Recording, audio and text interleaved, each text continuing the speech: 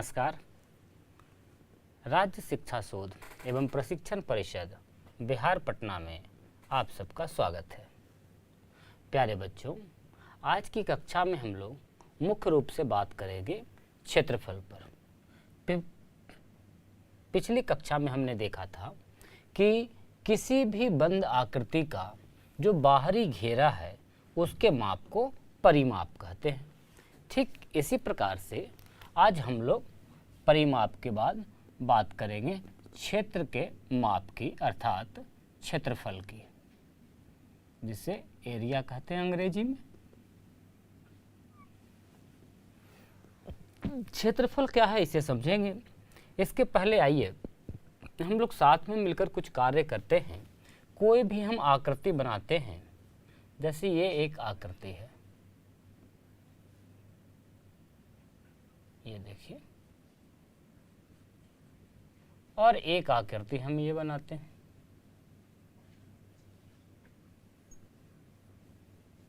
हम ये कहें कि इन दोनों आकृति में कौन सा आकृति है जो अधिक क्षेत्र घेरे हुए है।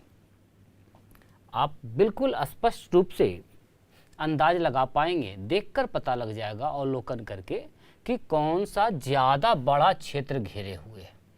जाहिर सी बात है, ये अधिक क्षेत्र घेरे हुए है, ये कम क्षेत्र घेरे हुए है। तो किसी भी बंद आकृति का, क्लोज्ड फिगर का आकृति क्षेत्रफल कौन घेरेगा, क्षेत्र कौन घेरेगा? जो बंद होगा, जो खुला है उसके लिए क्या हो, तो पूरा खुला हुआ है। तो यदि कोई बंद आकृति है तो ये जितने क्षेत्र को घेरे हुए है, इस क्षेत्र का जो माप होगा, मेजरमेंट होगा, उसे ही हम लोग क्षेत्रफल कहते हैं। एक बार फिर से समझिए, किसी भी प्रकार की कोई आकृति है, कोई आकृति हमने बना दिया है किसी भी प्रकार की, क्लोज्ड फिगर होना चाहिए, बंद आकृति होनी चाहिए। अब ये जो बंद आकृति है, क्लोज्ड फिगर है, इस जितने भाग को घेरे हुए है, कौन से भाग को घेरे हुए देखिए, जिसे हम लोग छायांकित कर रहे हैं, ये सब भाग घिरा हुआ भाग है, बाकी इधर का भाग तो बाहर का भाग है। तो हम बात कर रहे हैं बंद आकृति के द्वारा ये जो घेरा गया भाग है, इस घेरे हुए भाग का, क्षेत्र का यदि मेजरमेंट निकाला जाए, माप निकाला जाए कि कितना है, तो इसे ही हम लोग क्षेत्रफल के नाम से जानते हैं, एरिया के नाम से जानते हैं। और यदि बहुत अंतर है फिगर में, चित्र में, एकदम बड़ा है और एक छोटा है, जैसे हम इस प्रकार से एक चित्र बना देते हैं इसी के जैसा, सिमिलर, और ये बंद आकृति हो गई एक, और हम कह दें कि कौन सा आकृति इन दोनों में, ए और बी में, कम क्षेत्र को घेरे हुए है ना, जिसके द्वारा घेरे गए क्षेत्र का माप कम हो, मेजरमेंट कम हो, तो स्पष्ट देख के पता लग जाता है कि यहाँ जो आकृति बी है ये कम क्षेत्र घेरे हुए है, तो हम कहेंगे इसका क्षेत्रफल कम है। तो कुछ आकृतियों का जो क्षेत्रफल है वो हम अंदाज लगा सकते हैं कि किसी से कम है या ज़्यादा है। लेकिन यदि इसी में हम एक और आकृति आपको बना दें कुछ इस प्रकार का, चलिए ऐसी एक आकृति बना दी हमने, इस आकृति का नाम हम दे देते हैं सी। ये है आकृति सी और ये है इसका घिरा हुआ क्षेत्र, जिसे हम छायांकित कर रहे हैं। ये देखिए, और ये एक आकृति है। अब हम कहें आकृति ए और आकृति सी में यदि तुलना हम करने कहें कि कौन अधिक क्षेत्र को या कौन कम क्षेत्र को घेरे हुए है, आकृति ए के घेरे हुए क्षेत्र का माप और आकृति सी के द्वारा घेरे गए क्षेत्र की माप की आप तुलना कीजिए। तुलना करने का मतलब कंपैरिजन कीजिए, कौन अधिक है या कम है। तो इसके तुलना में थोड़ी कठिन काम है इससे तुलना करना। ठीक इसी प्रकार से यदि हम और इसके नज़दीक लेके चले जाएं किसी आकृति को, हम एक आकृति इस प्रकार का बना दिए, ध्यान दीजिए, एक और आकृति बना रहे हैं हम, आकृति डी। ये देखिए, चलिए आकृति बना दिया हमने डी। और इसके द्वारा ये हम एरिया इस प्रकार घेर दे रहे हैं।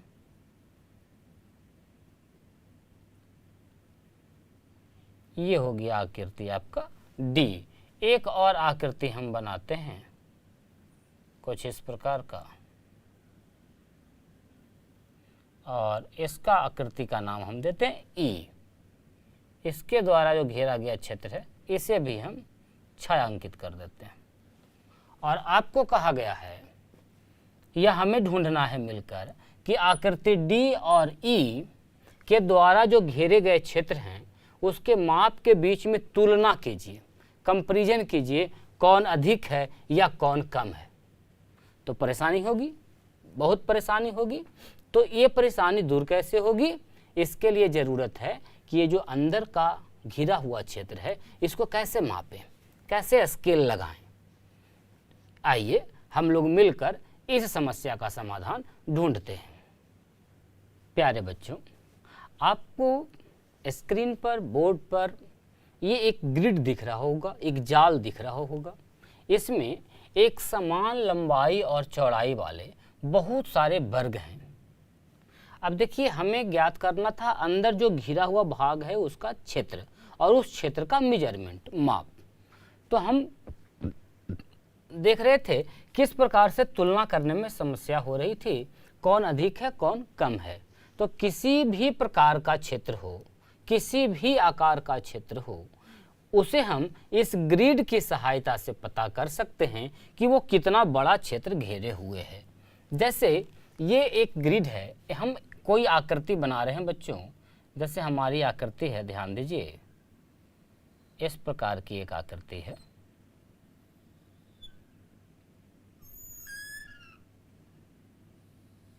ये देखिए,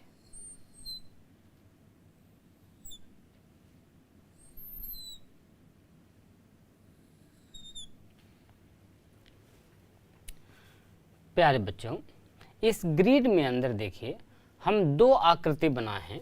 एक है आकृति 1 और एक दूसरे का नाम दिए हैं आकृति 2। यदि हम इसके बात करें घेरे गए क्षेत्र के बारे में, तो घेरे गए क्षेत्र को हमने समान वर्गाकार इकाई में बांट दिया है। तो ये कितना वर्ग घेरे हुए या इसमें कितना वर्ग अट रहा है, समा रहा है, इसे हम काउंट करके पता कर सकते हैं। 1 2 3 4 5 6 7 8 और 9। यदि एक वर्ग इकाई का है, कुल 9 वर्ग मिलकर आकृति 1 का निर्माण कर रहा है। अर्थात हम कह सकते हैं कि इसका जो क्षेत्रफल है, यानी इसके द्वारा जो घेरे गए क्षेत्र की माप है, ये 9 वर्ग के बराबर है, 9 वर्ग इकाई के बराबर है।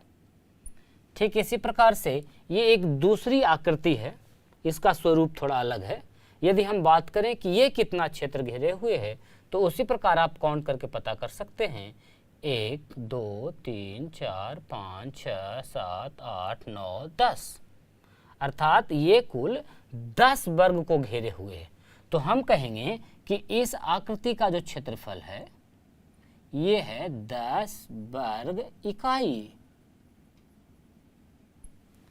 इस प्रकार जब किसी आकृति को हम ग्रिड के अंदर रखते हैं तो काफ़ी आसानी से गिन के पता कर सकते हैं, काउंट करके, कि इसमें कुल कितने वर्ग हैं।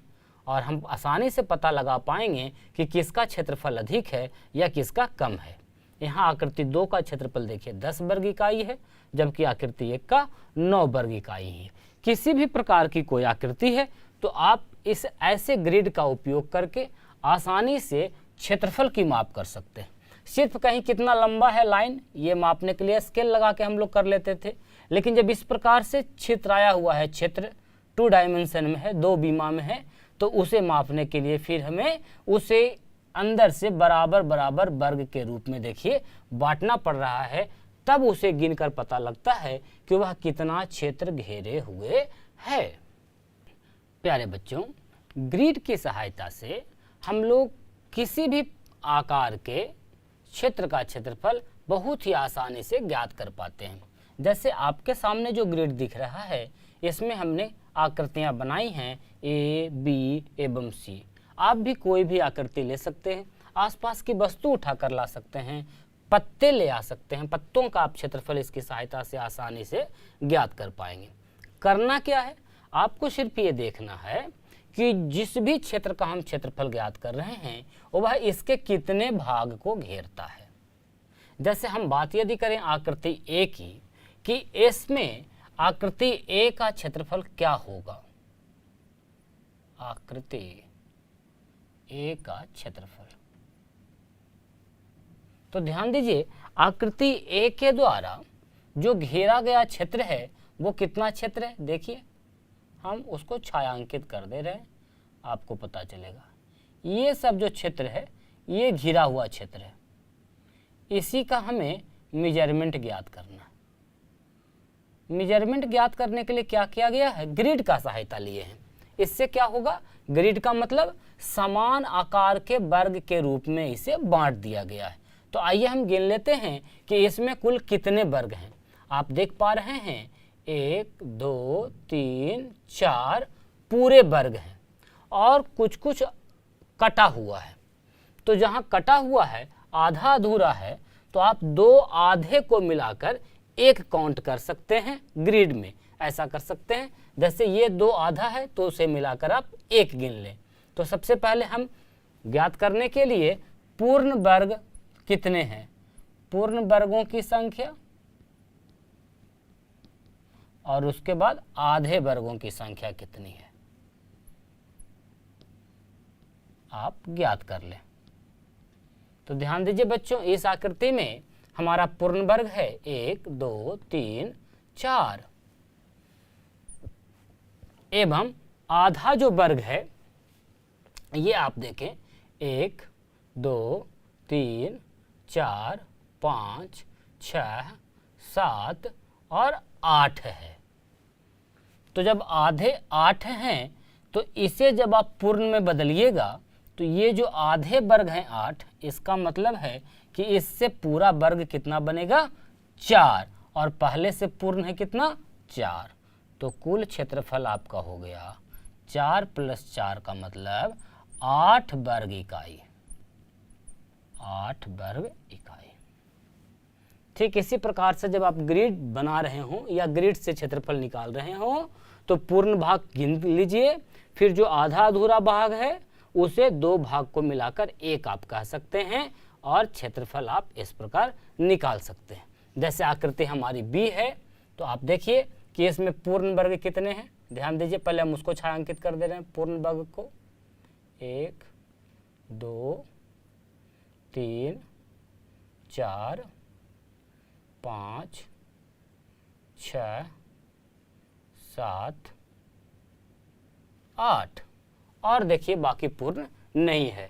तो यदि हम आकृति बी के क्षेत्रफल की बात करें बच्चों, आकृति बी का क्षेत्रफल, तो इसमें सबसे पहले पूर्ण वर्ग की यदि बात करें तो वो हो गया आपका 2 4 6 और 8। और आधा अधूरा वर्ग की बात करें तो वो कितना है देख लीजिए, 1 2 3 4 5 6 7 8, ये भी 8। और जब 8 है तो उसका आधा कितना हो जाएगा 4 पूर्ण वर्ग, अर्थात 12 वर्ग इकाई हो गया आपका आकृति बी का क्षेत्रफल। ठीक इसी प्रकार से कई प्रकार की आकृतियां, आप आसपास की वस्तुओं का भी क्षेत्रफल इस प्रकार की ग्रिड की सहायता से ज्ञात करें। ग्रिड का मतलब क्या, ग्राफ पेपर है आपके पास, बिल्कुल वही है, बराबर बराबर माप के वर्ग लेने हैं। जैसे यदि हम इस आकृति सी की बात करें तो आकृति सी का क्षेत्रफल, जरा ध्यान दीजिए क्या होगा बच्चों, निकालिए आप खुद से। ये है आकृति सी, तो हम कहे थे जो इसमें पूर्ण वर्ग है सबसे पहले आप उससे काउंट कर लीजिए, 1 2 3 4 5 6, बाकी देखिए और है कहीं पूर्ण, तो 6 हो गया पूर्ण। और इसके बाद आप देख लेंगे हम इसमें आधा अधूरा कितना है, देखिए 1 2 3 4 5 और 6, और 6 आधे का मतलब है कि पूरा कितना हो जाएगा 3, अर्थात 6 और 3 9 वर्ग इकाई। इस प्रकार हम लोग ग्रिड की सहायता से किसी भी आकृति का क्षेत्रफल ज्ञात कर सकते हैं एवं जब क्षेत्रफल ज्ञात हो जाएगा तो उसकी तुलना भी कर सकते हैं, कौन अधिक क्षेत्र घेरे हुए है, कौन कम क्षेत्र घेरे हुए है। तो आपको अभ्यास के प्रश्न दिए गए हैं, ग्रिड की सहायता से कई प्रकार के अनियमित आकार का, नियमित आकार का क्षेत्रफल ज्ञात करें। इतना ही नहीं, आसपास की कुछ वस्तुएं हैं तो उसका भी आप क्षेत्रफल ग्रिड पर रखकर करें। प्यारे बच्चों, हम लोगों ने कुछ आयताकार आकृतियां ली हैं। एक आयत हमने लिया है ABCD, जिसकी लंबाई और चौड़ाई क्रमशः 5 सेंटीमीटर एवं 4 सेंटीमीटर है। एक और आयत हमने लिया है PQRS, जिसका नाम दिए हैं। आयत की लंबाई 4 सेंटीमीटर और चौड़ाई इसका 3 सेंटीमीटर। अगला आयत है EFGH, जिसकी लंबाई और चौड़ाई क्रमशः 3 सेंटीमीटर एवं 2 सेंटीमीटर है। हम लोग मिलजुल कर प्रयास करेंगे कि इन आयताकार आकृतियों द्वारा जो घेरा गया क्षेत्र है इसका मेजरमेंट कर पाएं, इसका क्षेत्रफल हम निकाल पाएं। तो कैसे करेंगे, ध्यान दीजिए। इस प्रकार का कहीं भी क्षेत्र का यदि क्षेत्रफल ज्ञात करना हो तो इसके क्षेत्र को हमें एक समान वर्ग के रूप में बांटना होगा। बच्चों, आइए हम इस 5 सेंटीमीटर को 1-1 सेंटीमीटर के रूप में बना लेते हैं। 1-1 सेंटीमीटर की दूरी पर 2, 3, 4 और 5। ठीक इसी प्रकार से इधर है 4 सेंटीमीटर, तो 1-1 सेंटीमीटर की दूरी पर हम इसे भी बना लेते हैं। 1, 2, 3 और 4। हमने क्या किया है, आयत को वर्ग के रूप में, छोटे छोटे एक समान वर्ग के रूप में बांट दिया है। अब जरा ध्यान दीजिए, ये जो वर्ग है ये 1 सेंटीमीटर लंबा और 1 सेंटीमीटर चौड़ा है। तो ऐसे ऐसे कितने वर्गों में बट गया। यदि हम बात करें आयत ABCD की, तो ABCD में कुल मिलाकर 1, 2, 3, 4, 5, 10, 15 और 20, कुल 20 वर्ग बने हैं। और प्रत्येक वर्ग कितना का है, 1-1 का है, तो आप उसे इकाई कह सकते हैं। ठीक इसी प्रकार से यदि हम बात करें आयत PQRS का, तो उसमें कुल कितने वर्ग हैं। ध्यान दीजिए, ये 4 सेंटीमीटर लंबा है और 3 चौड़ा है। 1-1 सेंटीमीटर का ही बनाएंगे, तो आइए बना लेते हैं। 1, 2, 3 और 4, 1, 2 और 3, और वर्गों की संख्या हो गई 1, 2, 3, 4, 5, 6, 7, 8, 9, 10, 11 और 12 वर्ग। ठीक इसी प्रकार से एक और आयत है अपने पास, और इस आयत का नाम है EFGH। इसमें यदि हम देखें तो समान वर्ग यदि बनाएं, लंबाई है 3, तो आइए इसे 3 भाग में बांट लेते हैं। चौड़ाई है 2, तो इसे 2 भाग में बांट लिया, और आयतों की वर्गों की संख्या हो गई 1, 2, 3, 4, 5 और 6। ये वर्ग कहाँ बन रहे हैं, इसके द्वारा जो घेरे गए क्षेत्र हैं उसके अंदर। तो ये जो वर्गों की संख्या निकाल रहे हैं आप, वस्तुतः यही घेरे गए क्षेत्र का माप है, और घेरे गए क्षेत्र के माप को ही हम क्या कहते हैं, क्षेत्रफल। अर्थात ये जो 20 वर्ग हुआ है आपका, 20 वर्ग सेंटीमीटर इस आयत का क्षेत्रफल है। ठीक इसी प्रकार से आयत PQRS का क्षेत्रफल 12 वर्ग सेंटीमीटर एवं आयत EFGH का क्षेत्रफल 6 वर्ग सेंटीमीटर है। जरा इंटरेस्टिंग बात ये ध्यान दीजिए कि ये जो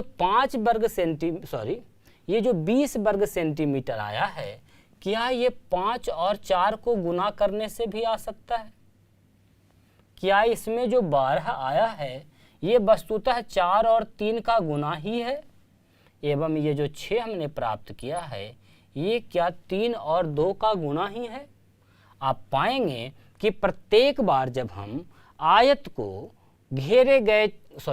के द्वारा घेरे गए क्षेत्र को वर्ग के रूप में बांट देते हैं तो उनकी जो संख्या होती है वह लंबाई और चौड़ाई के गुणनफल के बराबर होता है।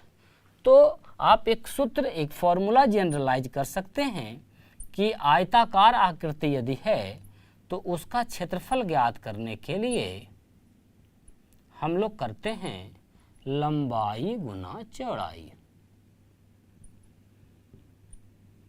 इस प्रकार से कभी कोई आयताकार क्षेत्र हो, उसका क्षेत्रफल ज्ञात करना हो तो उसके लंबाई और चौड़ाई को गुना करके आप क्षेत्रफल ज्ञात कर सकते हैं। अब जब आप आयत का क्षेत्रफल ज्ञात करना सीख जाएंगे तो आयत और एवं वर्ग दोनों तो समान ही है। अंतर कहाँ है? जहाँ आयत में लंबाई और चौड़ाई होती है, वर्ग में तो सब बराबर होता है, तो लंबा चौड़ा का कोई सवाल नहीं है, सब बराबर बराबर होता है और उसमें लंबाई और चौड़ाई को हम भुजा कहते हैं। तो यही जब वर्ग का क्षेत्रफल की हम बात करेंगे तो वर्ग का क्षेत्रफल ज्ञात करने के लिए हमें करना पड़ेगा भुजा गुना भुजा, और जब भुजा से भुजा में गुना करेंगे बच्चों तो हमें प्राप्त हो जाएगा भुजा का स्क्वायर। इस प्रकार आयत का क्षेत्रफल लंबाई गुना चौड़ाई एवं वर्ग का क्षेत्रफल भुजा स्क्वायर का उपयोग करके आप इन दोनों प्रकार की आकृतियों का क्षेत्रफल काफी आसानी से ज्ञात कर सकते हैं। प्यारे बच्चों, आइए कुछ प्रश्न भी क्षेत्रफल से संबंधित देखते हैं। प्रश्न लिखा गया है बोर्ड पर कि 36 मीटर भुजा वाला एक वर्गाकार पार्क है, उसके चारों ओर बाहर से 4 मीटर चौड़ाई में मिट्टी भरवानी है। आइए हम चित्र बना लें तो ज़्यादा आसान होगा समझने में। कहता है कि एक पार्क है जिसकी भुजा है 36 मीटर, वर्गाकार है, लंबाई चौड़ाई बराबर है, 36 मीटर है। कहा गया है कि इसके बाहर से चारों ओर 4 मीटर चौड़ाई का रास्ता बनाना है। इस प्रकार से देखिए 4 मीटर चौड़ाई का रास्ता बनवाना है और यहाँ पर जो रास्ता बनेगा यहाँ पर मिट्टी भरवानी है। ये मिट्टी भराएगी यहाँ पर, और मिट्टी भरवाने का खर्च भी दिया गया है आपको 10 रुपये प्रति वर्ग मीटर। कहता है कितना खर्च होगा मिट्टी भरवाने में। तो ध्यान दीजिए कैसे ज्ञात होगा। सबसे पहले तो ये जो छायांकित भाग है इसका क्षेत्रफल हमें मिलकर ज्ञात करना होगा। क्षेत्रफल ज्ञात करने के लिए क्या करेंगे? ध्यान दीजिए, अंदर है आपका 36 मीटर भुजा और ये जो सड़क है इसकी चौड़ाई दी गई है 4 मीटर और इधर भी 4 मीटर। अब जो नया वर्ग बन रहा है बड़ा वाला एकदम बाहर से, इसकी कुल लंबाई यदि आप देखेंगे तो 4 इधर और 4 इधर, मतलब 8 मीटर बढ़ गया है। और जब 36 में हम 8 बढ़ा देंगे दोनों तरफ तो हमारी जो नया वर्ग बना बड़ा वाला उसका भुजा हो जाएगा 44 मीटर। ठीक इसी प्रकार से इधर भी 36 है तो 4 4 दोनों ओर बढ़ गया। 2 वर्ग बना है, एक बाहर में बड़ा वर्ग बना है जिसकी भुजा है 44 और एक अंदर में छोटा वर्ग बना है जिसकी भुजा है 36। और हमें क्या करना है? बीच का जो ये सड़क है इसका क्षेत्रफल निकालना है। कैसे निकालेंगे बच्चों? रास्ते का क्षेत्रफल यदि निकालना होगा तो रास्ते का क्षेत्रफल या जहां मिट्टी भरवानी है उसकी क्षेत्रफल, रास्ते का क्षेत्रफल के लिए जो खूब बड़ा वाला वर्ग है बड़े वर्ग का क्षेत्रफल ज्ञात करेंगे और उसमें से फिर घटा देंगे। कौन वाला? जो अंदर वर्ग बना हुआ है, छोटे वर्ग का क्षेत्रफल, छोटे वर्ग का क्षेत्रफल। आइए ज्ञात करते हैं। बड़ा वर्ग का मतलब भुजा कितना हो गया? 44। और वर्ग का क्षेत्रफल कैसे ज्ञात करते हैं हम लोग? भुजा का स्क्वायर। छोटे वर्ग का भी उसी प्रकार हो जाएगा, भुजा का स्क्वायर। तो आप चाहें तो दोनों को वर्ग कर ले, 44 गुना 44 और 36 गुना 36, और फिर दोनों को घटा दें। या एक और इसका तरीका है, यदि 2 बार वर्ग है तो दोनों को एक बार घटा लें और एक बार जोड़ लें। आइए हल कर लेते हैं। इधर से आ गया हमारा 8 मीटर और ये हो गया अपना कितना 80 मीटर, गुणा करके हो गया 640 वर्ग मीटर। ये उस भाग का क्षेत्रफल हुआ जो हमारा छायांकित है, जहां मिट्टी भरवानी है। कहता है 10 रुपये प्रति वर्ग मीटर यदि खर्च है तो कितना खर्च आएगा। तो आप मिट्टी भराने का खर्च भी ज्ञात कर सकते हैं। मिट्टी भरवाने का खर्च